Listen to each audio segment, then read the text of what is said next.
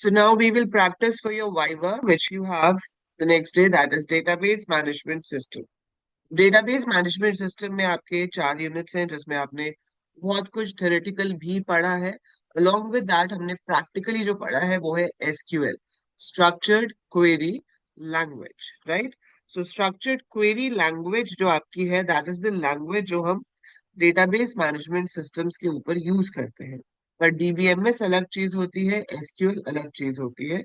DBMS आपका वो software है, it is the application software which allows you to create the database, right? So DBMS क्या है? It is a set of programs, or you can call it's an application program which helps you to create the database. So it's a set of program or application program which helps us to create and maintain databases, right?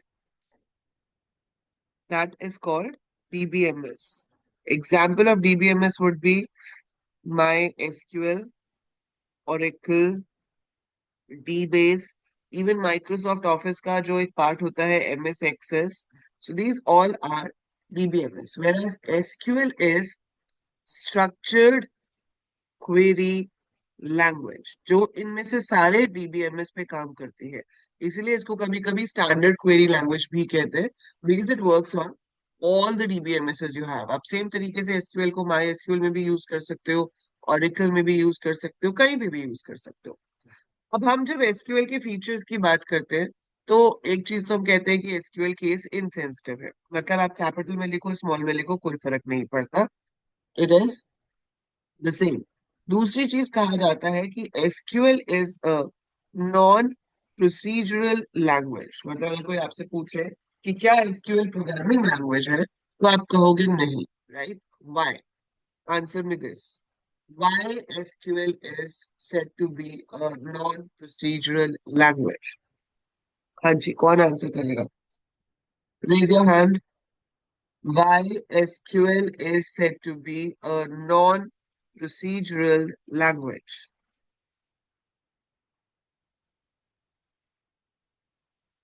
आपकी C plus plus, जावा, Python ये सब programming languages हैं, but SQL programming language नहीं है।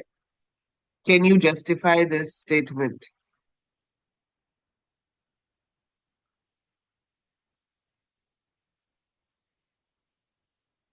None of you wants to answer. दृष्टि, yes, बोलो दृष्टि। Ma'am, SQL is a non-procedural language because it allows the users to access the data from the database. So it is an English-like language which allows the users to access the yes, data. ठीक है, बिल्कुल सही। तो it's English like language, here we just tell what to do. So इसमें जो main concept है आपका वो ये है कि हम इसमें सिर्फ ये बताते हैं क्या करना है, what to do rather than telling how to do it. और आपने जावा में भी आपके पास फाइल्स है, मान लो आप वहां पे इंप्लॉयज का डेटा फाइल से रीड कर रहे हो, तो आपको पूरा कोड लिखना पड़ेगा फाइल को ओपन करने का, फिर आप लूप लगाओगे एक एक लाइन एक एक रिकॉर्ड रीड करके उस पर कंडीशन चेक करने का। जबकि एसक्यूएल में आपको क्या लिखना है? Select star from employ where salary greater than 50,000। So हमने सिर्फ बताया क्या चाहिए, कैसे लाना है वो हम उसको नहीं बता रहे। So what we want we are just specifying that, how to get it we are not specifying that, right? So that is your structured query language. Like we are telling what to do rather than telling how to do it. That's why it is a non-procedural language. Okay. Next question. What do you understand by the term data independence? What do you understand by the term data independence when we are talking about databases? Anyone else except Drishti?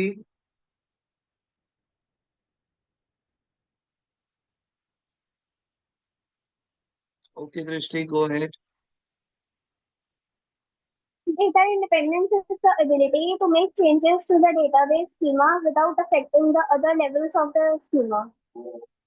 To be specific, we can say lower level of schema. If there is a change, it will not affect the upper level, right? So that is your data independence. Very good. So data independence is that if any change is made in the lower level of database schema, so if any changes are made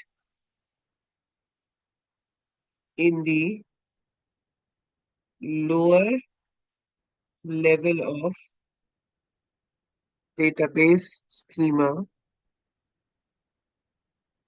it does not affect the upper level. अब इसका मतलब क्या है? और पहली बात तो आपके पास लेवल कितने होते हैं? So we have 3 levels. Physical level जहां पर आपका एक्चुअल डेटा स्टोर्ड है. Then you have logical level जिसमें आपका टेबल स्ट्रक्चर वगैरह आता है कि भाई ये टेबल का नाम होगा, इसमें ये कॉलम्स होंगे, उनका ये डेटा टाइप होगा, everything is mentioned. And then at the top comes the external view और द टॉप लेवल. अब इसमें अगर आप फिजिकल में चेंज करते हो, मतलब वो पहले हार्ड डिस्क की एक जगह पे स्टोर था, अब हार्ड डिस्क की दूसरी जगह पे स्टोर है, उससे लॉजिकल पे कोई फर्क नहीं पड़ेगा. ऐसे ही लॉजिकल में मैंने पहले नेम को varchar 20 लिया हुआ था, अब varchar 40 कर दिया, तो जो ऑलरेडी स्टोर्ड नेम्स है उस पर कोई फर्क नहीं पड़ेगा. So that is your data independence. So we have two data independence. Physical data independence होती है यहाँ पे between the two, physical and logical. And logical data independence होती है यहाँ. ओके.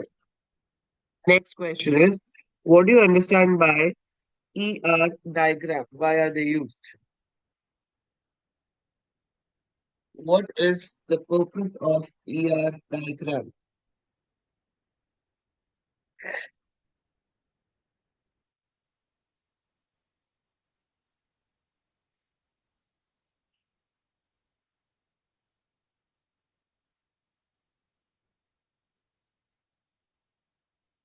कोई दृष्टि के अलावा आंसर करेगा किसी क्वेश्चन को? आप लोगों का भी प्रैक्टिकल है बेटा कल. बोलो दृष्टि. The diagram is used to visually represent the logical structure of the database. Yes, and what's the full form? ER diagram refers to entity relationship diagram, where the entities are connected via relationships. Very good. And how many type of relationship is possible? Or you can call it Ma'am, there are three cardinality types. of relationship. So इसमें हम Yes, type of ma'am. Relationship या cardinality of relationship कह सकते हैं. आज कौन कौन सी होती है? Unary relationship, hmm. binary relationship, ternary hmm. relationship, and n-array relationship. Very good. So that is type of relationship. And if I talk about cardinality of relationship, so we have one-to-one relationship, one-to many relationship, many-to one relationship, and many-to many relationship. So example of one-to-one relationship could be like we have a table called Prime Minister, where I have detail of the person like the ID, name, and rest of the details. And then I have details about the countries. So I have a country table. So if I link the prime minister and country table, we know that one country can have only one prime minister and one person can be prime minister of only one country. So if you link these two tables, there will be one-to-one relationship, right? Then you have one-to-many. One-to-many is like you have a course and students. So one course can have many students. So generally we have this rule that if you're doing one bachelor course, you cannot do the other bachelor's course. So one-to-many is like one course can have many students, one department can have many employees, right? So that would be one-to-many. Many-to-one will be the same thing, but reverse order, like employees to department, right? Many-to-many is like student teacher. One student can have multiple teachers for different subjects, and one teacher can have multiple students. So one student can have multiple teachers, one teacher can have multiple students, so that becomes a many-to-many relationship. So we have different symbols to represent different things. अलग-अलग symbols की help से आप different different चीजें represent कर सकते हो. ये rectangle use होता है entity को represent करने के लिए, मतलब topic जिसके बारे में आप डेटा स्टोर कर रहे हो. एंड देन ओबल्स की हेल्प से हम उसके एट्रीब्यूट्स मार्क कर सकते हैं। जो भी उसका आईडी होता है, जो प्राइमरी की है, उसको हम ऐसे अंडरलाइन कर सकते हैं और थोड़ा बोल्ड में दिखा सकते हैं टू शो कि वो प्राइमरी की है। Relationship can be written in this rhombus box like this. यहाँ पर जो भी आप लिख रहे हो, relationship belongs to, works for, and then यहाँ पर अलग अलग तरीके से हम शो कर सकते हैं रिलेशनशिप्स। लाइक 1 to 1 में एक ऐसे लाइन बना सकते हैं, 1 to many में ऐसे हो जाता है, या many to 1 ऐसे हो जाता है, many to many ऐसे हो जाता है। कई डायग्राम्स में आप देखोगे कि ऐसे ये लाइन नहीं बनाते, उसके ऊपर 1 1 लिखा ही होता है। एक जगह पर 1 to n लिखा होता है, या m to 1 लिखा होता है, या दोनों तरफ है तो m और n लिखा होता है, that is many to many। So there can be different ways to represent the things in the ER diagram. तो ER diagram बेसिकली आपके डाटाबेस से रिलेटेड जितनी भी एंटिटीज हैं, उनके रिलेशनशिप को शो करता है कि वो आपस में कैसे रिलेटेड है। ठीक है, हमने चलो ईआर डायग्राम भी बना लिया, आप सब कुछ हो गया। अभी ईआर डायग्राम जब आप बनाते हो, उससे पहले आप एक काम और करते हो, आप अपने डेटा को नॉर्मलाइज करते हो before you actually make databases. या चलो आपने डेटाबेस बनाना शुरू किया, आप साथ साथ भी नॉर्मलाइज कर सकते हो। नॉर्मलाइजेशन क्यों चाहिए होता है? सो क्यों चाहिए होता है नॉर्मलाइजेशन? ताकि डेटा में रिडंडेंसी और इनकंसिस्टेंसी ना हो। और what is redundancy? That is duplicacy of data, कि आपके सेम ही डेटा एक से ज्यादा जगह पर स्टोर किया जा रहा है, उसे कहते हैं redundancy. So if same data is being stored at more than one places in the database, it is redundancy. And redundant data की वजह से ही inconsistency होती है, कि जैसे मान लो दृष्टि ने कितने मार्क्स आए, वो मैंने दो टेबल्स में स्टोर किया हुआ है, दृष्टि के सेमेस्टर 1 के मार्क्स को। अब उसमें से कुछ में कंफ्लिक्ट था, दृष्टि ने रीवैल फिल किया, उसके मार्क्स बढ़ गए। एक जगह पे वो मार्क्स चेंज हो गए, लेकिन दूसरी जगह पे वो मार्क्स अपडेट नहीं हुए। उससे क्या होगा? Since marks are updated at one place not at the other place, तो that will lead to inconsistency of data, कि एक जगह से तो कुछ और डेटा निकल के आ रहा है और दूसरी जगह से कुछ और डेटा निकल के आ रहा है, तो वो इनकंसिस्टेंसी हो जाएगी। सो नॉर्मलाइजेशन होता है to remove duplicacy and inconsistency of data. कितनी नॉर्मल फॉर्म्स तक होना चाहिए आपका database? Up to which normal form you should have your database? Ma'am, till 3NF or BCNF. Very good. Till 3NF or BCNF, boycott normal form. What is the rule of first normal form? Ma'am, all the values in the database should be atomic. No So all multi-valued fields, attributes should be there. yes, very good. So all fields must have atomic values. तो जितने भी columns हैं, सब में atomic values होनी चाहिए। Like अगर आपने क्वालिफिकेशन स्टोर की है, तो आप हाईएस्ट क्वालिफिकेशन स्टोर करोगे।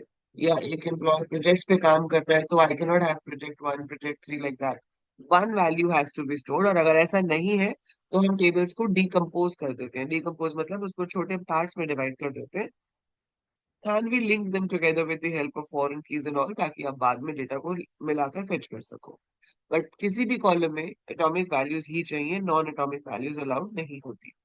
ओके, सेकंड नॉर्मल फॉर्म में एक तो फर्स्ट नॉर्मल फॉर्म होना चाहिए, वो तो है ही। उसके अलावा क्या होना चाहिए? Every non-prime attribute should be fully and functionally dependent on the primary key. Very good. So all non की attributes, all non-key attributes must be fully functionally dependent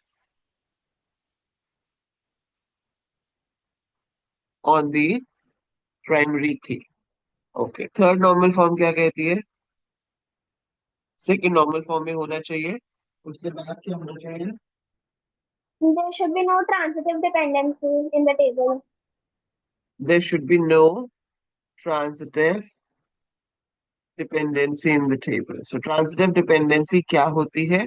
जैसे कि अगर मैं आपको एक एग्जांपल दूं, हमारे पास एक टेबल है जिसमें हम एम्प्लॉय का डेटा स्टोर कर रहे हैं। हमने एम्प्लॉय का आईडी लिया, नेम लिया। आप अपने वाइवा में एग्जाम्पल देके भी एक्सप्लेन कर सकते हो। अगर आपको कोई क्वेश्चन का आंसर देना नहीं आ रहा है, ठीक है, आप वर्ड्स में नहीं बता पा रहे हो ठीक से, तो आप वहां पर एग्जाम्पल देकर एक्सप्लेन कर सकते हो कि आप क्या कहना चाह रहे हो। बट बिना डरे शांति से अपना पूरा जो भी आंसर आपको पता है, उसको जस्टिफाई करो, उसको एक्सप्लेन करो, राइट? देखो इसमें क्या है, जो नेम है वो एम्प्लॉय आईडी के ऊपर डिपेंड कर रहा है। Salary is also based on employ ID. Job is also based on that. Department ID हम एक हद तक कह सकते हैं कि वो एम्प्लॉय आईडी पे डिपेंडेंट है। सो यहाँ एम्प्लॉय आईडी पे डिपेंडेंट है आपका डिपार्टमेंट आईडी। लेकिन जो डिपार्टमेंट नेम है वो तो तभी चेंज होगा ना जब मेरा डिपार्टमेंट आईडी चेंज होगा। For the same ID the name will be same. So वो एम्प्लॉय के चेंज होने पे चेंज नहीं होगा। देखो name, salary, job, department ID will be different for different employees because they are based on employ ID. लेकिन department name तब change होता है जब डिपार्टमेंट आईडी चेंज होता है। So department name depends on department ID, department ID depends on emp ID. So this type of dependency is called transitive dependency. कि भाई x greater than y है, y greater than z है, तो x greater than z है। ठीक है? yes Abhimanyu. ठीक है? सो उस चीज को हम कहते हैं ट्रांजिटिव डिपेंडेंसी। सो ट्रांजिटिव डिपेंडेंसी नहीं होनी चाहिए। अब नहीं होने के लिए फिर क्या होगा भाई, दो टेबल कर दोगे अलग से, ये एम्प्लॉय टेबल अलग बन जाएगा, एक अलग टेबल बना देंगे डिपार्टमेंट, जिसमें सिर्फ आईडी और नेम होगा। And then we can link them together with the help of foreign key. ठीक है?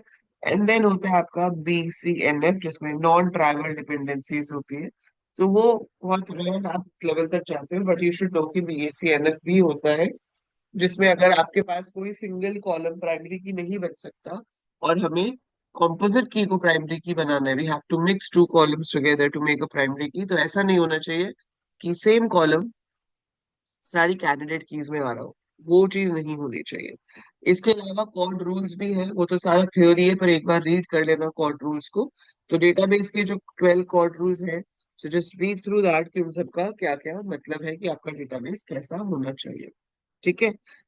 अब आते हैं अगर हम स्पेसिफिकली एसक्यूएल पे थोड़ा, तो एसक्यूएल में सबसे पहले तो आप ये बताओ कि what is the difference between DDL and DML statements.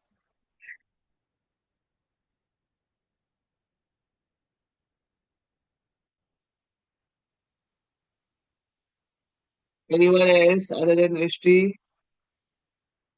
कोई और ट्राई तो करो। ज्यादा से ज्यादा क्या होगा, गलत बोल दोगे, पर बोलो तो सही।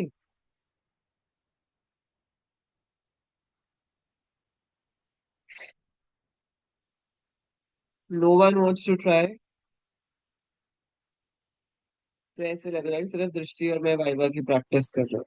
चैट में लिख रहे था शर्मीले बच्चे हैं, बोलने में शर्म आ रही है। ये कोई आंसर नहीं Abhimanyu. DDL for table, DML for column, what do you mean by this? दृष्टि बोलो। DDL statements are used to create and define the database schema, and DML statements are used to manipulate the data. For example, we can add, update, and delete the data from the table. Very good. So DDL is data definition language and DML is data manipulation language. So we have data definition language and data manipulation language. DDL has commands related to creation of the structure of the database. So आपको database create करना है, उसके structure के लिए जो भी commands है वो सब DDL के अंदर आती है. So commands required to create and alter the structure of the table. So commands required to create and alter the structure of the table comes under DDL, data definition language commands. DML is data manipulation language. So that is commands required to insert, update, delete or fetch the data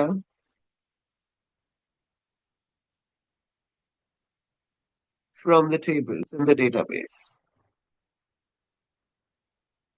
So examples आपको पता होने चाहिए. So DDL के examples बताओ कौन कौन सी commands होती है? Create, alter, drop. Create, alter, drop, yes. And DML में DML को तो याद रखने के लिए भी है दैट SIDU.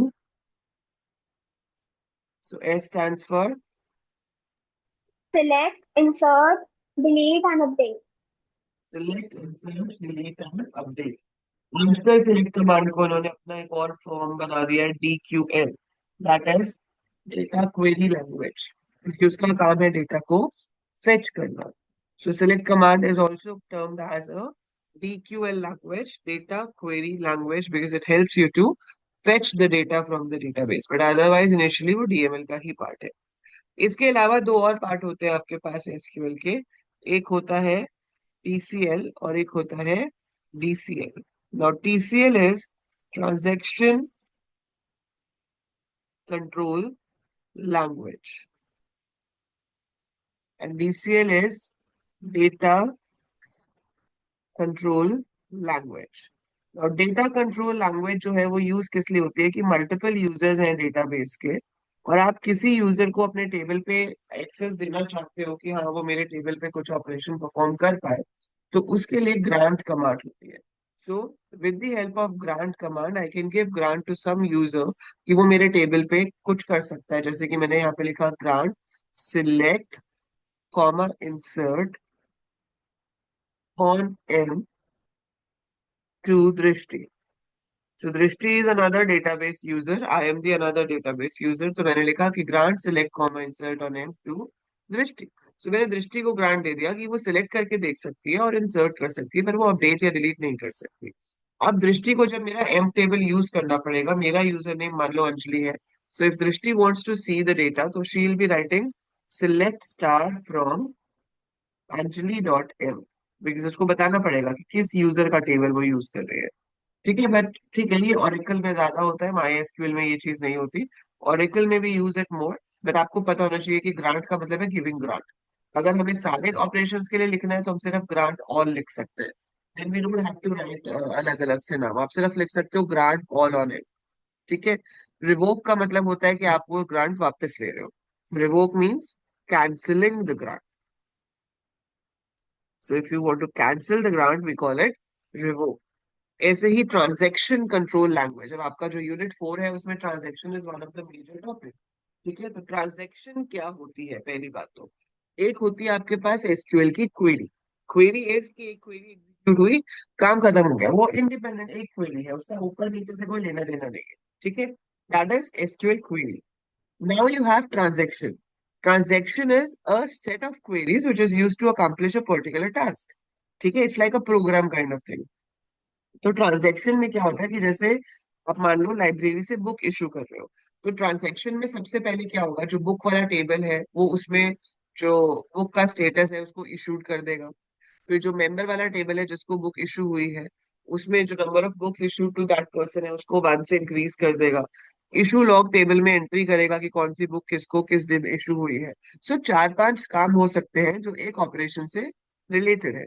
तो वो सारे काम जो एक ऑपरेशन से रिलेटेड है वो मिलके ट्रांजेक्शन बनाते हैं। ठीक है। सो ट्रांजेक्शन में आपके पास जो मेन कमांड्स है वो है 3। एक है कमिट, एक है रोल बैक, और एक है सेव पॉइंट। सो ये कमांड्स तो आपको करनी ही है, इसके अलावा आपको पता होनी चाहिए एसिड प्रॉपर्टीज ऑफ ट्रांजैक्शन। ठीक है। So anyone knows the difference between commit and roll back command?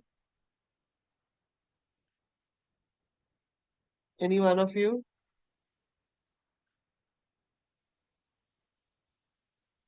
Commit, वो डायलॉग में एक बार मैंने कमिटमेंट कर दी तो मैं किसी की नहीं सुनता। So what do you understand by that, what does commit mean? Ma'am, commit means the changes are saved in the database or permanently saved in the yes, database. Permanently change, and वो roll back भी नहीं हो सकते। ठीक है। सो एक बार जो commit हो गया वो कैंसिल भी नहीं हो सकता। So commit basically means save permanently, and roll back का मतलब है अनडू, कैंसिल। जो भी आपने काम किया है अगर आप उसको अनडू या कैंसिल करना चाहते हो तो रोल बैक कमांड यूज कर सकते हो। पर अनडू सिर्फ वही चीज हो सकती है जो अभी तक कमिट नहीं हुई है। वंस इट इज कमिटेड हम उसको रोल बैक नहीं कर सकते। सो जो चीज कमिट हो जाती है वो रोल बैक नहीं हो सकती, अदरवाइज आप उसको अनडू कर सकते हो। एंड इसमें भी इंपॉर्टेंट चीज ये है कि सिर्फ DML कमांड्स हैं जो अनडू हो सकती है। DDL कमांड्स ऑटो कमिट होती है। अगर आपने टेबल क्रिएट किया है, ऑल्टर किया है, ड्रॉप किया है, तो वो लिखते ही कमिट हो जाता है। आप उसको वापस कैंसिल नहीं कर सकते। अगर आपने टेबल ड्रॉप कर दिया है तो आपको दोबारा बनाना पड़ेगा। There is no way that you get it back. ठीक है। Save point is like bookmark. जैसे आप बहुत सारे कमांड्स लिखते जा रहे हो लेकिन अभी आपने डिसाइड नहीं किया कि आपको कमिट करना है या रोल बैक करना है, तो हम ऐसे सेव पॉइंट क्रिएट कर सकते हैं, save point A, save point B. और फिर जब आपको कमिट करना होगा या रोल बैक करना होगा तो आप बता सकते हो कमिट टू ए या रोल बैक टू बी, कि इस पॉइंट तक कमिट कर दो या इस पॉइंट तक रोल बैक कर दो। So we can use with commit and rollback these save points which we created, and they are basically to mark the points. So bookmark की तरह हम इनको यूज कर सकते हैं। ठीक है। सो ये तीन ही कमांड्स होती हैं TCL में। Now anyone knows about the ACID properties of transaction?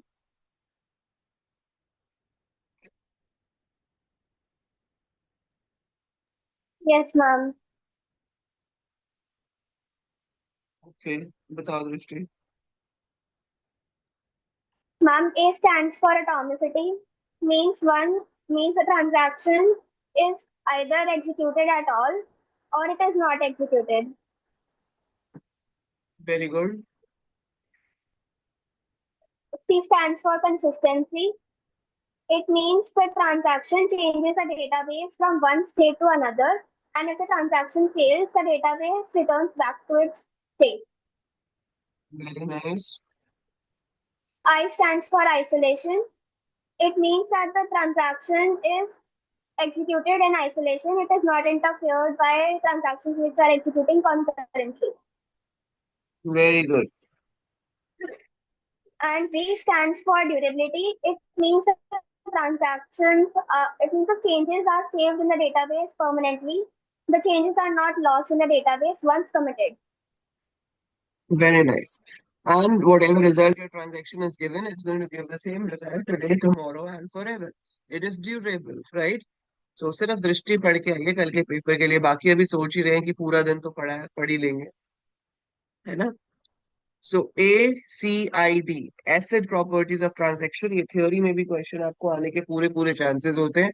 सो इसमें आपके पास है एटॉमिसिटी, कंसिस्टेंसी, आइसोलेशन, ड्यूरेबिलिटी। दृष्टि ने बहुत अच्छे से आपको इसका मीनिंग बता दिया है चारों का, बट स्टिल एटॉमिसिटी मतलब one transaction is an atomic thing. या तो वो पूरी एग्जीक्यूट होती है या फिर बिल्कुल भी नहीं होती है। ऐसा नहीं होता कि अगर 5 क्वेरीज हैं ट्रांजेक्शन में तो 3 एग्जीक्यूट हो गई, पीछे की 2 नहीं हुई। सो अगर वो 3 एग्जीक्यूट हुई है और कोई फेलियर हो गया तो वो 3 भी कैंसिल हो जाती है। राइट। सो या तो पूरी ट्रांजेक्शन होगी या उसका कोई भी पार्ट नहीं होगा। That is atomicity. A transaction always work as one atomic unit. Consistency, आपका जो डेटा है वो कंसिस्टेंट है before the transaction executes on the database. After the execution also my database remains in a consistent state, right? Then you have isolation। इसमें आपके पास fourth unit में ही आपने पढ़ा है लॉग्स, कि जब हम रीड राइट लॉग्स का यूज करते हैं, कि जब आपकी ट्रांजैक्शन डेटा को यूज कर रही है उस टाइम पे कोई दूसरी ट्रांजैक्शन उस डेटा को यूज नहीं कर रही होगी, जिसके लिए प्रॉपर लॉकिंग मैकेनिज्म यूज होता है। सो आइसोलेशन का मतलब ये कि अलग से। So when a transaction is working on the data is totally in that transactions hand and it is working on it. Durability, आपका जो रिजल्ट है वो सेव्ड है, ड्यूरेबल है। More over your transaction gives you durable set of results, कि ऐसा नहीं है कि आज तो ये रिजल्ट दे रही है और कल कुछ और होगा। It will always give you consistent and durable result. So these are the asset properties of the transaction. Good, very good. Okay, now you have to differentiate between very basic questions from the inside of SQL. Difference between char and varchar.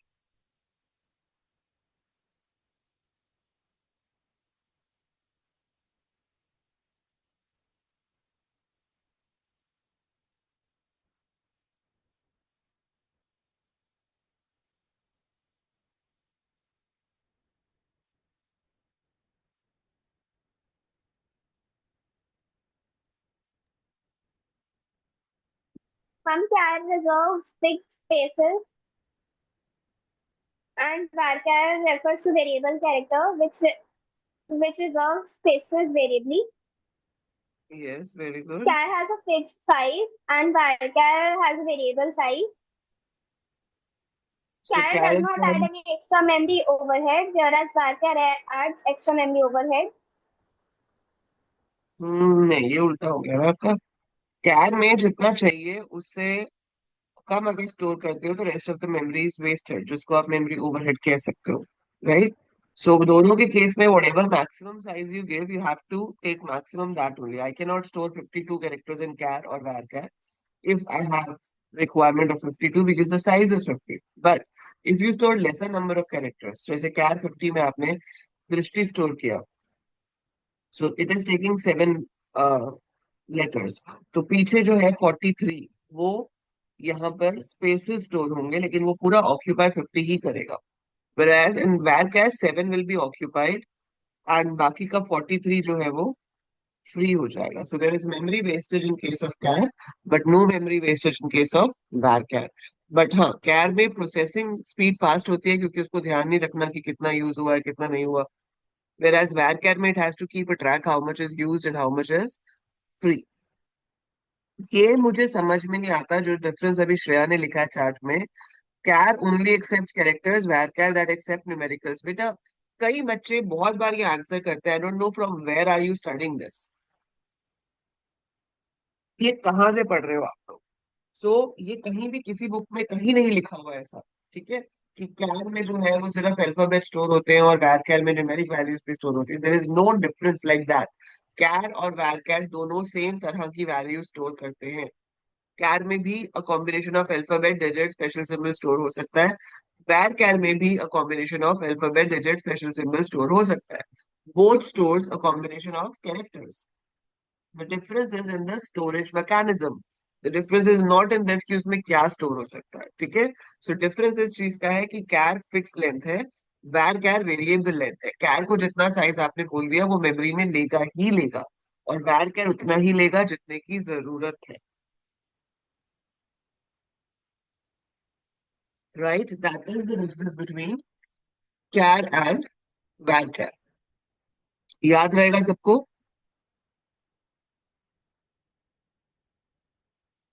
सो ऐसे differences viva में बहुत पूछे जा सकते हैं कि DDL DML में difference बताओ, कैर varchar में डिफरेंस बताओ, alter table and update command में डिफरेंस बताओ। सो ऑल्टर और अपडेट में क्या डिफरेंस होगा?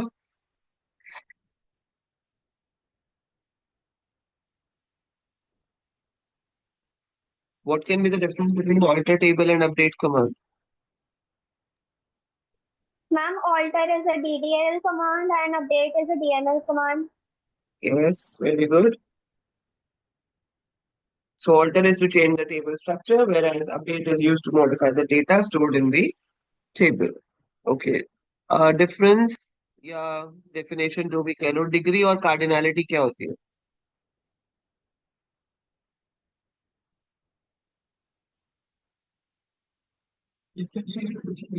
Ma'am, degree is used to count the number of rows in the table and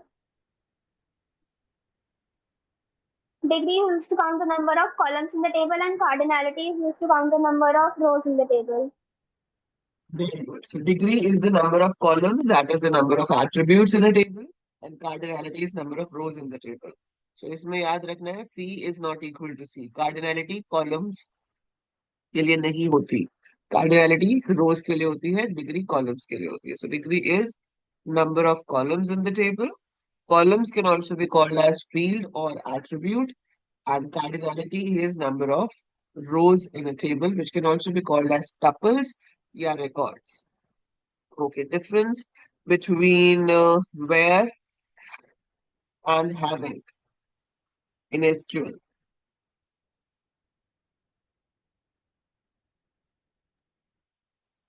Where is used as a condition on the whole table, whereas having is used as a condition on a group by clause. Hmm. Yes. और कोई? Where works for each row separately. So where जो है वो condition को check करती है हर row के लिए अलग से from the table. So checks the condition on each row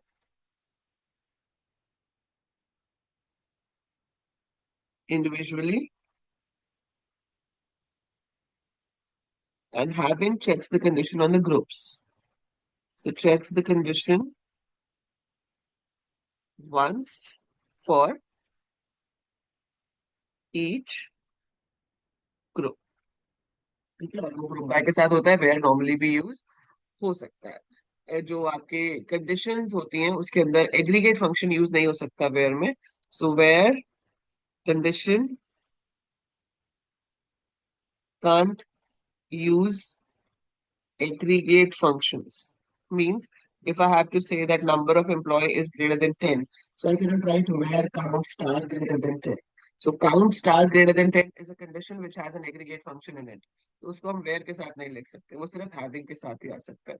So conditions having or conditions using aggregate functions must be given with having clause. So that's where and having's difference. Okay, order by and group by difference.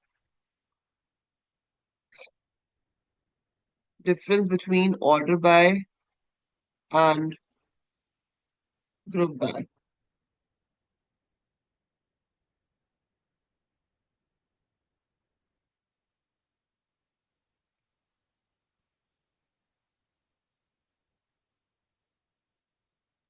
Ma'am, order by is used to arrange the data in a particular order, like ascending or descending order, whereas group by is Good. used to group the data in groups.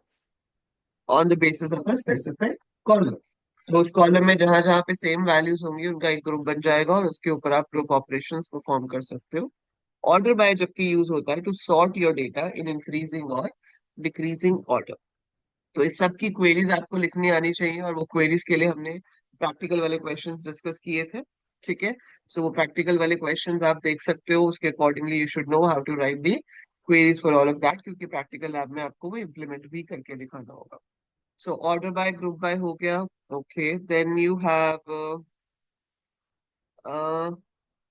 Difference में आपसे और क्या पूछ सकते हैं? Yes, union and intersect set operations होते हैं। एक होता है यूनियन, एक होता है इंटरसेक्ट। इसका डिफरेंस सेम ही है जो मैथ्स में भी होता है। सो यूनियन का क्या मतलब हुआ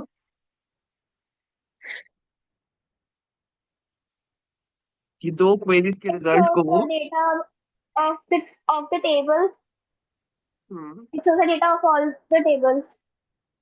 यस, सो अगर आपके पास क्वेरी है select name comma class from school one union, school one नहीं, मान लो स्पोर्ट्स है कोई।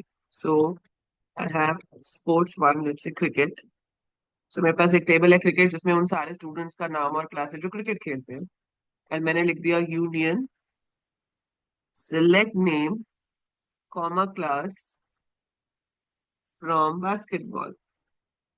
सो एक चीज जो सेट ऑपरेशंस के लिए जरूरी होती है that is the number of columns to be fetched in the query and the data type must match, right. तो दोनों में दो दो कॉलम ही फेच हो रहे हैं, दोनों का डेटा टाइप भी सेम है, नेम varchar है, क्लास भी अगर varchar होगा। सो whatever it is but the data type and the number of columns has to be same, तभी हम सेट ऑपरेशंस परफॉर्म कर सकते हैं, अदरवाइज नहीं कर सकते। सो यूनियन का मतलब है कि दोनों टेबल्स के रिकॉर्ड्स मिलाकर आपके पास डेटा आ जाएगा। अगर कोई ऐसा स्टूडेंट है जो क्रिकेट में भी है और बास्केटबॉल में भी है तो वो उसको एक बार दिखाएगा। अगर आप चाहते हो कि रिपीटेड टाइम दिखाए तो हमें यूनियन की जगह यूनियन और लिखना पड़ता है। अगर मैं इंटरसेक्ट लिखूंगी तो क्या होगा? And retrieve the data which is common in both the tables. तो it will display the data which is common in both the tables. तो जो दोनों में कॉमन है वो सिर्फ उसको दिखाएगा। ठीक है, दैट इज वन थिंग। अच्छा, उसके बाद आपके पास आ जाता है क्या कहते हैं माइनस। सो माइनस का मतलब है कि अगर आप यहाँ माइनस लिखते हो तो वो सबको दिखाएगा जो सिर्फ क्रिकेट खेलते हैं, बास्केटबॉल नहीं खेलते, मतलब जो कॉमन है उनको हटा देगा। ऐसे ही एक सेट ऑपरेशन होता है कार्टेशियन प्रोडक्ट जिसको क्रॉस जॉइन भी कहा जाता है in relational algebra. What do you understand by that?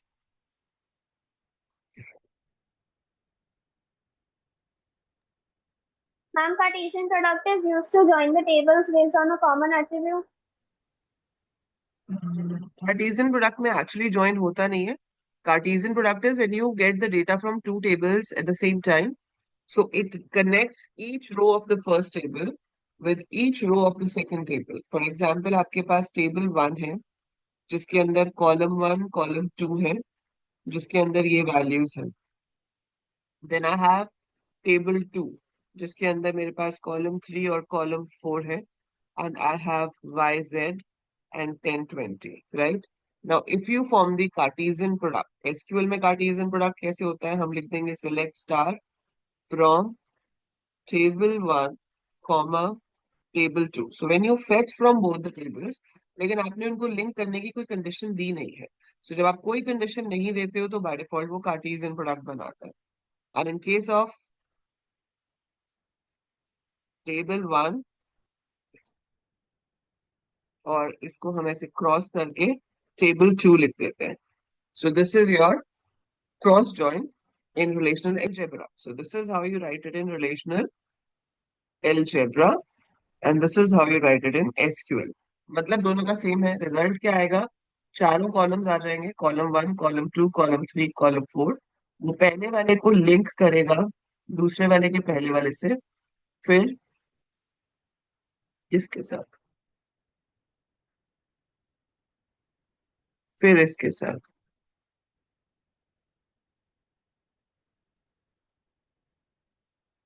This is how it's gonna work. ठीक है.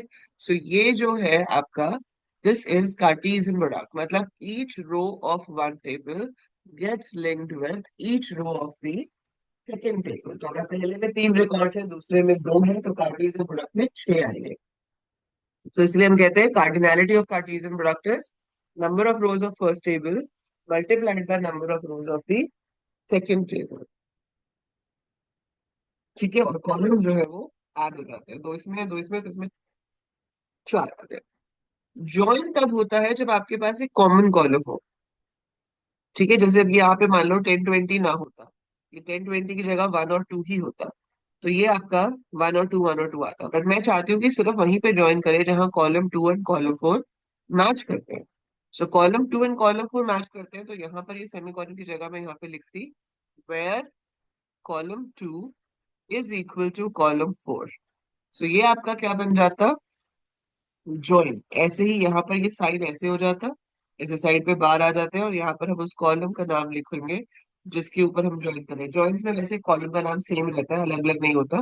बट अगर है तो आप ऐसे लिख सकते हो. सो ज्वाइन का मतलब है only the matching records are displayed. जहाँ पे दोनों कॉलम्स की वैल्यू आपस में मैच करती है सिर्फ उसको दिखाया जाता है. That is called join. ठीक है. सो that is your Cartesian product and join, right?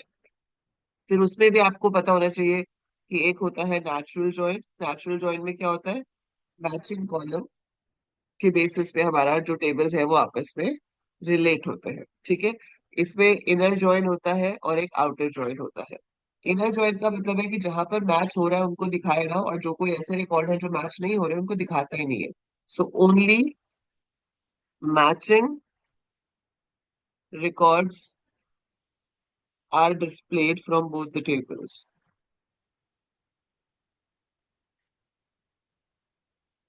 Whereas outer join में non-matching records are also displayed. Matching तो आएंगे ही आएंगे बट जो मैच नहीं हो रहे वो भी दिखाएगा. सो जिस टेबल में है उसमें से आ जाएगा और दूसरा जहां मैच नहीं होता वहां पे नल आ जाएंगे. So non matching records are also displayed with respective null values for the other table.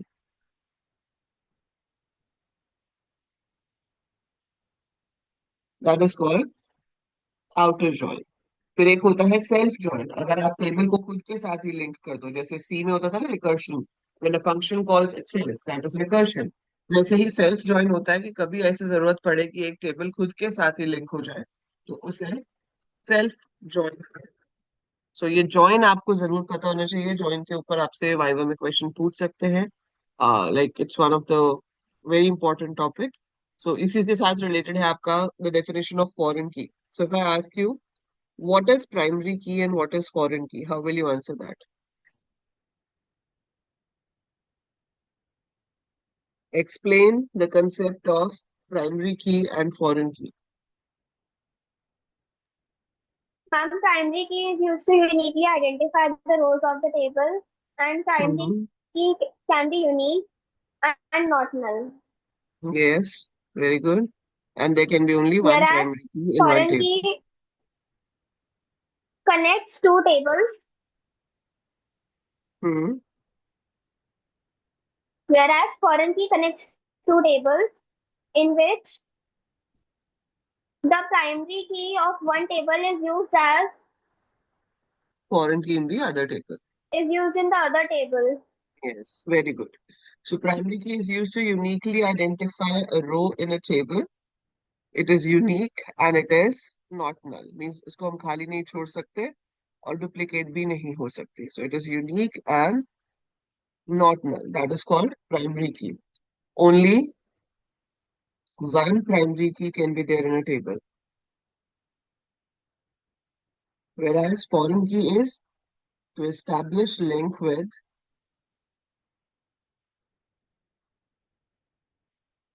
another table. ये नल हो सकती है, ये डुप्लीकेट भी हो सकती है क्योंकि ये दूसरे टेबल की प्राइमरी की के साथ लिंक हो रहा है. So it is to establish link with another table and one table can have multiple foreign keys as well. So एक टेबल में एक से ज्यादा foreign keys भी हो सकती है. ठीक है. So that is the difference between primary key and foreign key. जब हमें primary key बनानी होती है उस टाइम पे हम जिन कॉलम्स को स्टडी करते हैं कि हाँ देखो ये सही है, ये सही है, ये भी प्राइमरी की बन सकता है. So those are called candidate keys. So candidate keys means like they can be the primary key, right? और उसमें से जब हम एक को प्राइमरी की बना लेते हैं तो जो बच जाती हैं those are said to be alternate keys. ठीक है. सो आपने किसी एक को प्राइमरी की बना लिया, जो बच गई those are said to be the alternate keys. तो ये सारी डेफिनेशंस आपको अच्छे से पता होनी चाहिए. ठीक है. इसके अलावा जब हम कंडीशंस चेक करते हैं तो सिलेक्ट के साथ आपके पास बहुत सारे ऑपरेटर्स यूज होते हैं. पूछ सकते भी हैं, इस पे क्वेश्चन आपसे नहीं भी पूछ सकते हैं, पर आप एक बार रिवाइज जरूर कर लेना. जैसे कि लाइक यूज होता है पैटर्न मैचिंग के लिए, कि मेरे पास एक स्ट्रिंग है और मुझे वो पूरा नहीं पता कि क्या है, I know just part of it. तो मुझे उसका कुछ पार्ट पता है कि इसकी ये वैल्यू होती है but I don't know the complete thing. So that comes under pattern matching. ठीक है. फिर आपको चेक करना है कि कोई कॉलम नल है या नहीं, तो इस नल की हेल्प से चेक होता है. नल कभी भी इक्वल टू से कंपेयर नहीं हो सकता. फिर आपके पास है बिटवीन. अगर आप किसी रेंज में चेक कर रहे हो, जैसे कि आपको देखना है कि सैलरी जिनकी 50,000 से 80,000 के बीच में है उसे दिखाओ, तो सैलरी 50,000 एंड 80,000 हम लिख सकते हैं. सैलरी बिटवीन 50,000 एंड 80,000 लिख सकते हैं. दोनों साइड्स इंक्लूसिव होती है, 50 को भी इंक्लूड करता है, 80 को भी इंक्लूड करता है. देन एक इन ऑपरेटर होता है कि अगर आपको सेम कॉलम के ऊपर अलग अलग वैल्यूज चेक करनी है, जैसे कि मैं चाहती हूँ कि डिपार्टमेंट नंबर 10, 40 और 30 वाले सबको दिखा दे. डिपार्टमेंट नंबर इन 10, 30, 40 दे दिया, तो डिपार्टमेंट नंबर इनमें से किसी के भी इक्वल हुआ तो वो उस पे काम करेगा, तो कंडीशन जो है वो ट्रू आएगी. सो ये सारे ऑपरेटर्स आपको पता होने चाहिए. अब बता दो फटाफट से कि लाइक के साथ हम दो वाइल्ड कैरेक्टर्स यूज करते हैं फॉर मैचिंग द पैटर्न. कौन से होते हैं वो दो वाइल्ड कैरेक्टर्स, दो special Percentage symbols? and underscore. Very good. And purpose क्या होता है दोनों का? Ma'am, underscore reserves a space, and percentage means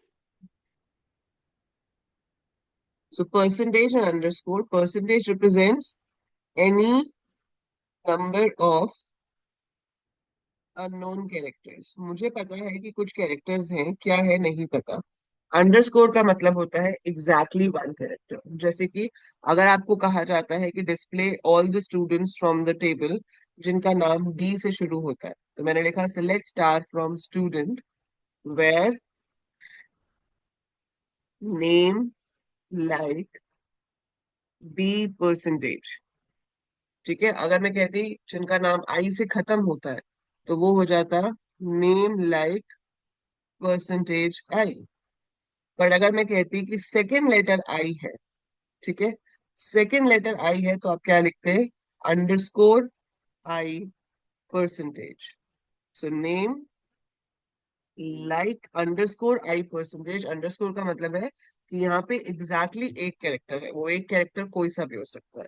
so exactly one character is over here, then second letter is I, और उसके बाद आपका कुछ भी नंबर ऑफ कैरेक्टर्स हो सकते हैं। सो परसेंटेज मीन जीरो और any number of characters, and underscore means exactly one character.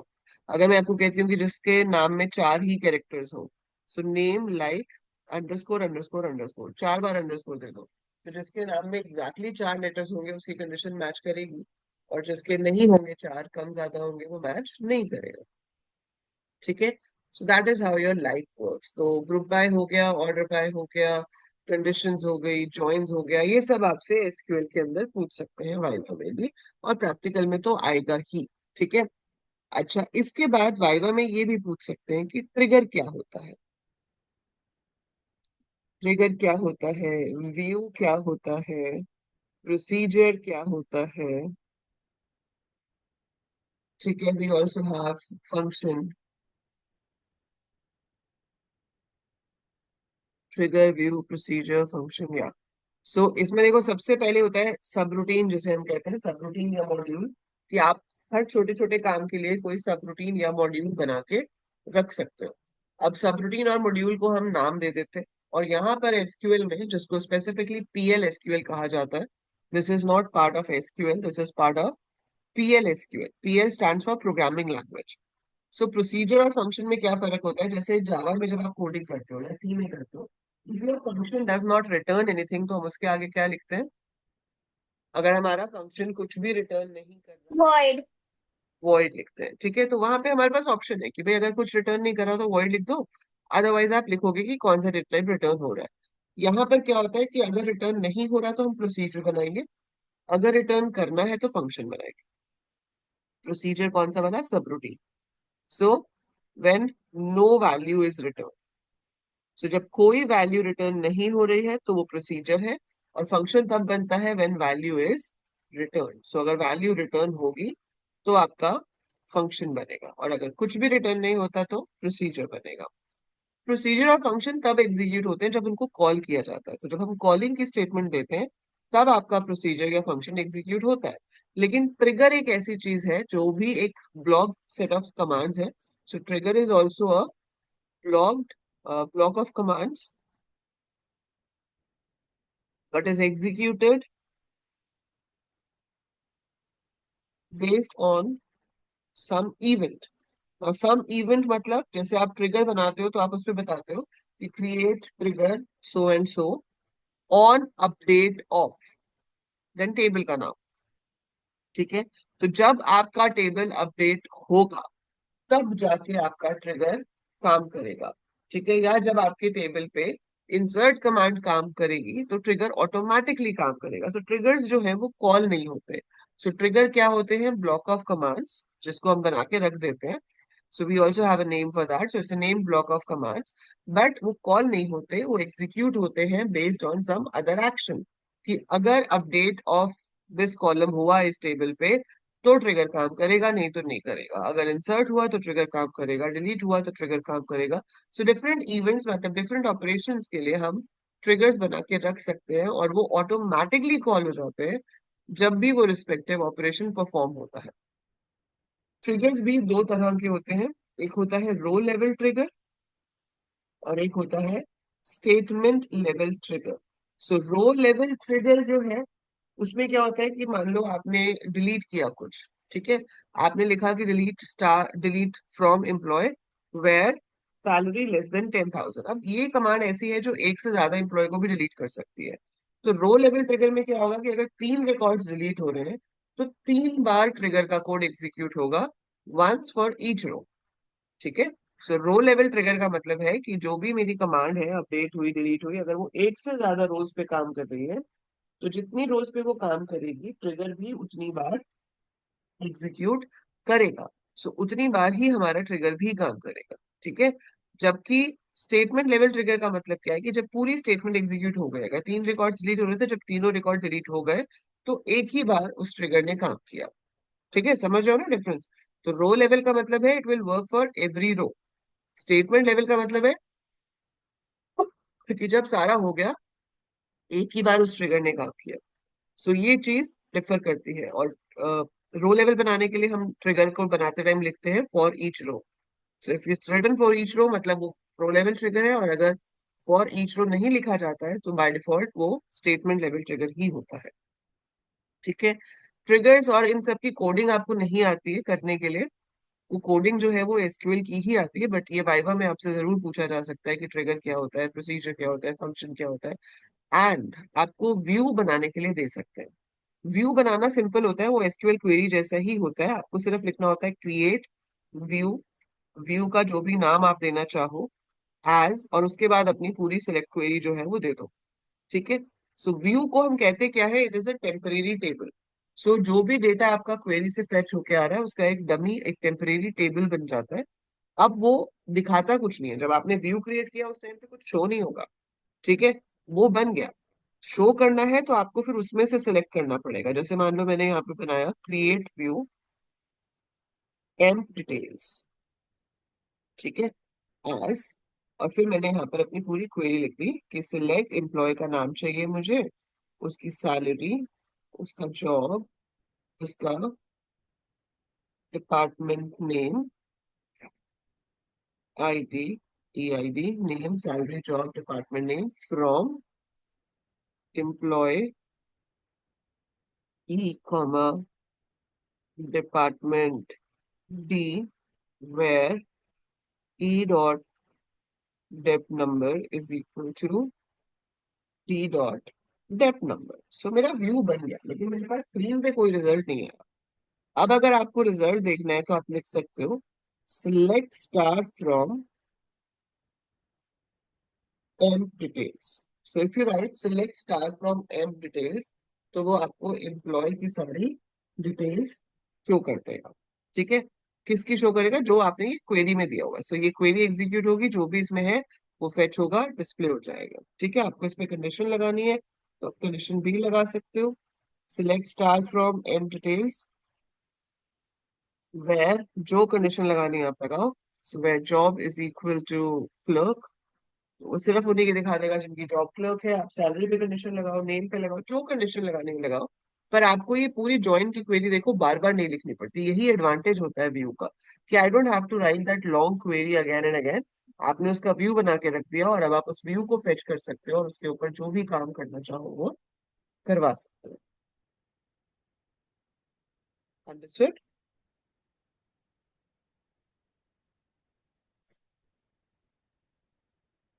Yes, ma'am. ठीक है। सो ये आपका व्यूज हो गया। देन ट्रांजैक्शन क्या होती है वो भी हमने कर लिया। Okay, now what is relational algebra, what do you think if it is asked to define relational algebra, तो आप क्या कहो?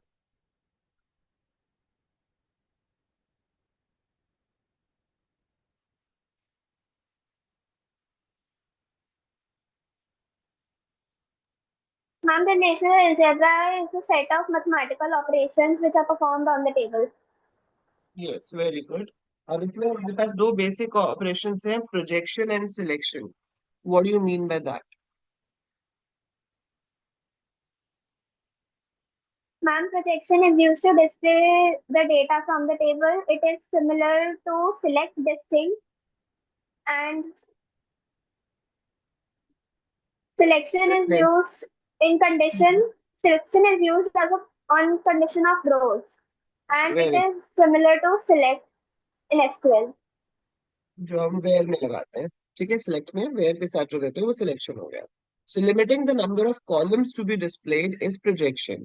रिलेशनल अलजेब्रा में हम इसको इस पाई साइन से लिखते हैं। तो जैसे मुझे नेम और सैलरी ही देखनी है सिर्फ, तो I write pi name comma salary, और राउंड ब्रैकेट में क्या लिख दूंगी, एम्प्लॉय। है ना? So pi name comma salary, and round bracket में आपने एम्प्लॉय लिख दिया। मैंने इसकी पीडीएफ पहले भी शेयर की थी रिलेशनल अलजेब्रा की, मैं अभी दोबारा से भेज देती हूँ आपको व्हाट्सएप पे, so that you can go through this. So name comma salary employ, तो ये एम्प्लॉय टेबल में से सिर्फ नेम और सैलरी दिखाएगा। सिलेक्शन का मतलब होता है limiting the number of rows to be displayed. Condition लगा दिया आपने, अब उसी कंडीशन से मैचिंग रोज ही सिर्फ डिस्प्ले होंगी।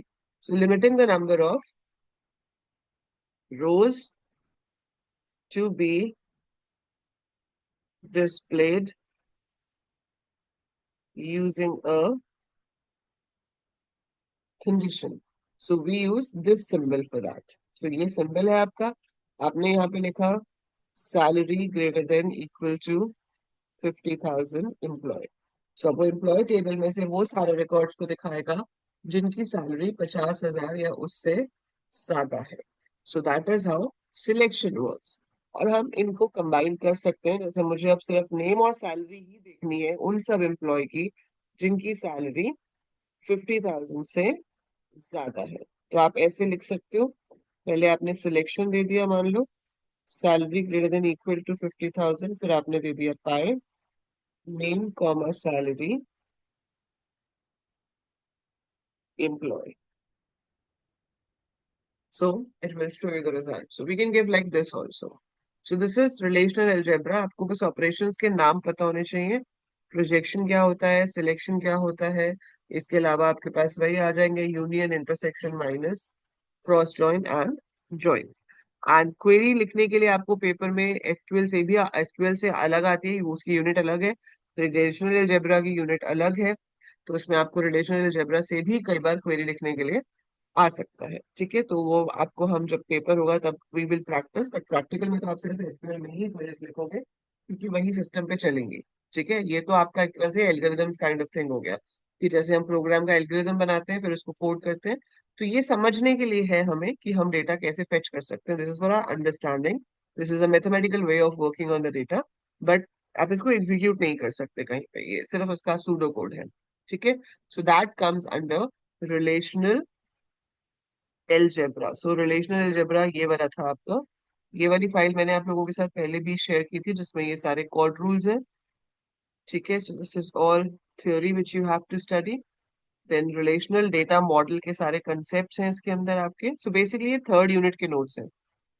ठीक है, सो थर्ड यूनिट आपका रिलेशनल अलजेब्रा है मेजरली. सो यहाँ पे टाइप ऑफ ऑपरेशंस आ गए.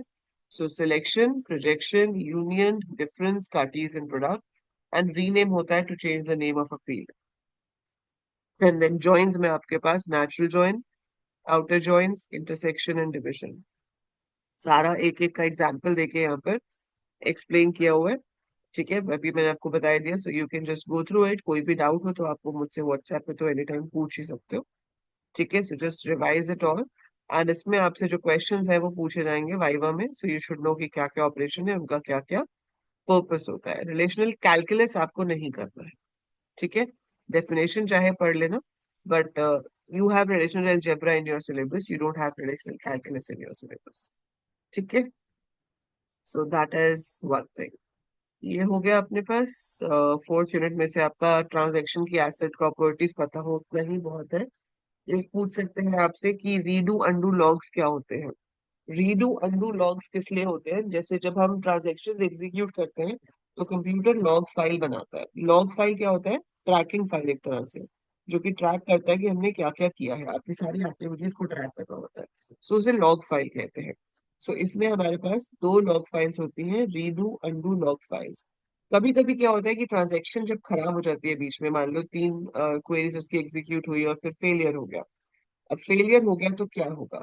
सो फेलियर हो गया तो एक ऑप्शन है अंडू कर दो, कि ये जो तीन कमांड्स ने अफेक्ट किया है उनके तीनों कमांड्स के इफेक्ट को अंडू कर दो, तो हमारा डेटाबेस जो है वो नॉर्मल स्टेट में आ जाएगा. ठीक है, वो डिपेंड करता है हमारा रिकवरी मैकेनिज्म क्या है. एक होता है रीडू रिकवरी मैकेनिज्म. उससे क्या होता है कि भाई हमें ये लगता है कि भाई फेल हो गया होगा तो ये कैंसिल हो गए होंगे. तो जब नेक्स्ट टाइम ट्रांजैक्शन एग्जीक्यूट होना शुरू करती है तो हम वो क्वेरीज को एग्जीक्यूट नहीं कराते, वो रीडू लॉग में स्टोर तो हुई हुई है, यहीं से उनको दोबारा से डेटाबेस में सेम चेंजेस अपडेट कर देते हैं ताकि वो इस स्टेट तक आ जाए और उसके आगे फिर कंटिन्यू कर देते हैं. तो वो पूरी एक डिटेल स्टडी है. बट यू शुड नो कि हाँ रीडू अंडू लॉग होते हैं. और इनका मतलब क्या होता है, log is basically a file which keeps the track of the tasks performed. तो हमने क्या क्या टास्क परफॉर्म किए हैं उनका ट्रैक रखने के लिए we have redo and undo logs. ठीक है, फिर आपके पास लॉग होते हैं, रीड, राइट, लॉग होता है. तो जब भी हमारे पास मल्टीपल ट्रांजेक्शन्स काम करेंगी सेम डेटा पे तो उसके ऊपर रीड राइट लॉग्स लगते हैं. और वो लॉक्स किस लिए लगते हैं, ताकि आपकी मल्टीपल ट्रांजेक्शन्स सेम डेटा को सेम टाइम पे मॉडिफाई ना कर सके। ठीक है, we need to modify the data, but जब कोई एक उसको रीड या राइट कर रहा होगा तो हम उस पे लॉक लगा के करते हैं। So it is locked so that it should not be used by other transaction, क्योंकि हमें वो आइसोलेशन वाला जो है वो मेंटेन करके रखना है ना। सो आइसोलेशन मेंटेन करके रखना है आपको। आइसोलेशन मेंटेन करने के लिए proper locking mechanism has to be there, so we need to maintain that. ठीक है, तो ये सारा थ्योरी है। इसका तो हम वन शॉट अभी करेंगे पेपर होने से पहले, obviously we are going to revise it for theory. लेकिन वाइवा में आपको सिर्फ ऊपर ऊपर से क्वेश्चंस पूछ सकते हैं, कि वो भी जरूरी नहीं है कि पूछेंगे, but they can ask, so you have to be prepared for it. तो ये तरह का बेसिक डेफिनेशंस पता होने चाहिए कि अगर आपसे वाइवा में पूछ लिया जाए इसके बारे में, so you should be able to answer.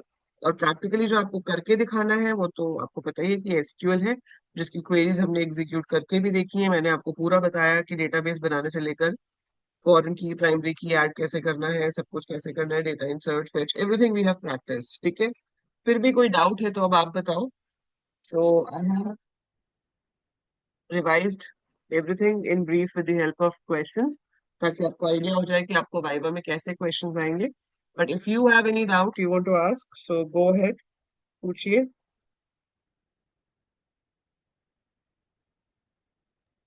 Ma'am, what is the difference between data redundancy and data inconsistency?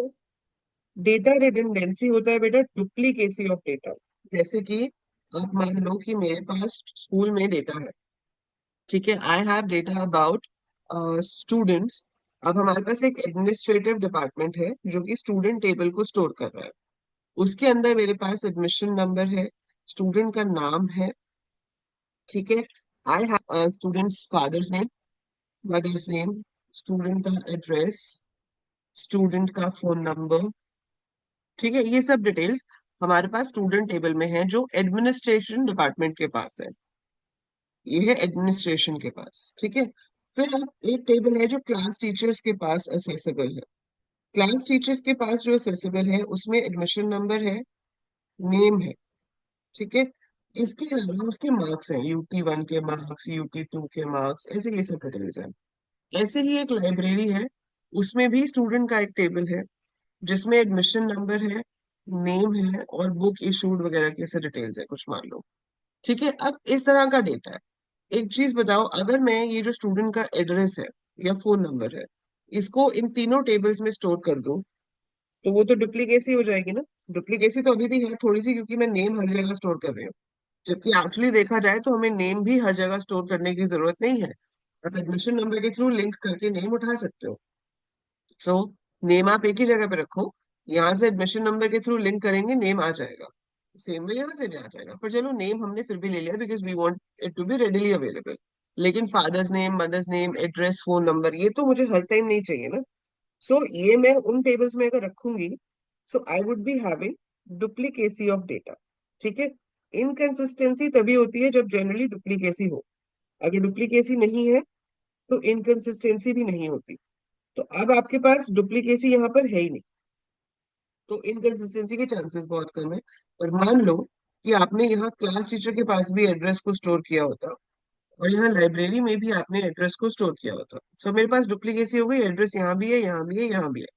अब स्टूडेंट ने घर चेंज कर लिया, ठीक है, स्टूडेंट ने घर चेंज किया, उसने अपनी क्लास टीचर को एप्लीकेशन दी कि भाई मेरा जो एड्रेस है वो चेंज होके ये हो गया है। तो क्लास टीचर ने क्या किया कि अपना डेटाबेस को लॉग इन किया और अपने टेबल में जाकर एड्रेस को मॉडिफाई कर दिया।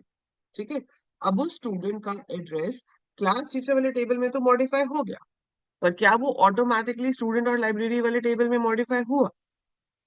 अगर तो हुआ तो आपकी No, इनकंसिस्टेंसी नहीं ma'am. होगी। ठीक है, बट यहाँ नहीं होगा क्योंकि आपने उसकी फिजिकल कॉपी रखी हुई है दूसरे टेबल में, आप ज्वाइन नहीं कर रहे हैं। अगर आप ज्वाइन कर रहे होते तो कोई प्रॉब्लम नहीं होती, बट यहाँ पर हमने फिजिकल कॉपी रखी हुई है, और वो फिजिकल कॉपी की वजह से क्या प्रॉब्लम होगी कि एक जगह पे तो चेंज हो गया लेकिन बाकी की दो जगह पे चेंज नहीं हुआ। एंड जब हम उसका एड्रेस फेच करेंगे, अब मान लो जो एडमिनिस्ट्रेशन डिपार्टमेंट है, स्टूडेंट ने 2 महीने की फीस नहीं दी ना, जो एडमिनिस्ट्रेशन डिपार्टमेंट है वो उनके घर पे मेल भेजना चाहता है, मतलब चिट्ठी भेजना चाहता है प्रॉपर प्रिंटेड, कि भाई ऐसे ऐसे है कि आप अपनी फी जो है वो डिपॉजिट कराएं और वट एवर। अब वो तो उसी एड्रेस पे भेजेगा ना जो एड्रेस उसके पास स्टोर्ड है, जबकि वो एड्रेस तो मॉडिफाई हो चुका है। और उसमें स्टूडेंट की भी गलती नहीं है, क्योंकि उसने तो क्लास टीचर को एप्लीकेशन दे दी थी। अब क्लास टीचर ने अपने यहाँ पे चेंज किया, पर वो एडमिनिस्ट्रेशन डिपार्टमेंट में चेंज ही नहीं हुआ।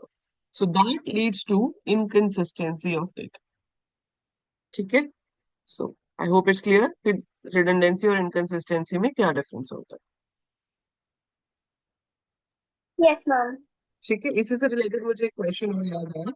आपको पूछ सकते हैं इंटीग्रिटी कंस्ट्रेंट्स क्या होते हैं।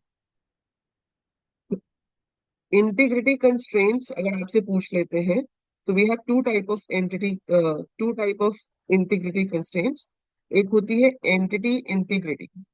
ये तो बहुत सिंपल है, इसका मतलब है कि हर टेबल में प्राइमरी की होनी चाहिए। So this says every table must have a primary की, और सारे के सारे जो बाकी कॉलम्स हैं वो उस पर डिपेंडेंट होंगे।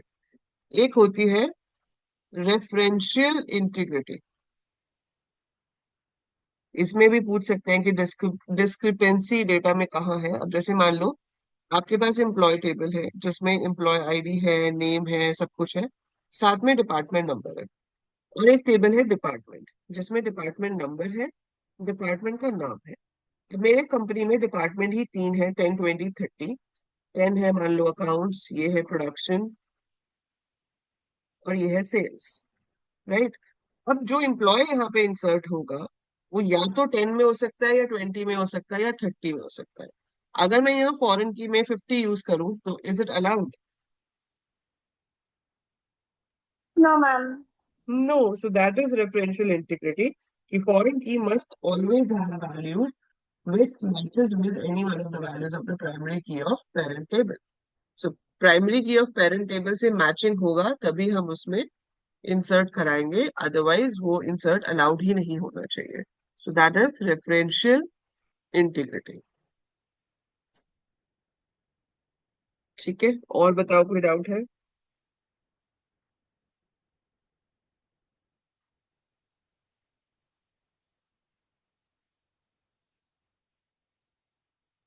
That's it.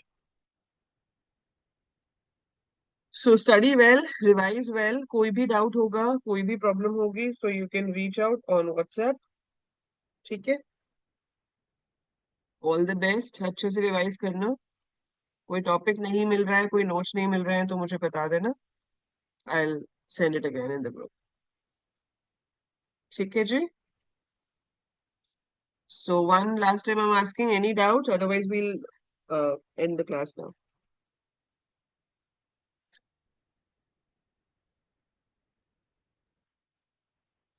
कम से कम नो डाउट्स तो बोल दो, डाउट्स नहीं है तो। No doubts, मौन, ma'am. बस एक दृष्टि बोल रही है, बाकी सब मौन व्रत रख के आए हुए हैं। चलो, okay ji, all the best. See you tomorrow for the next practical.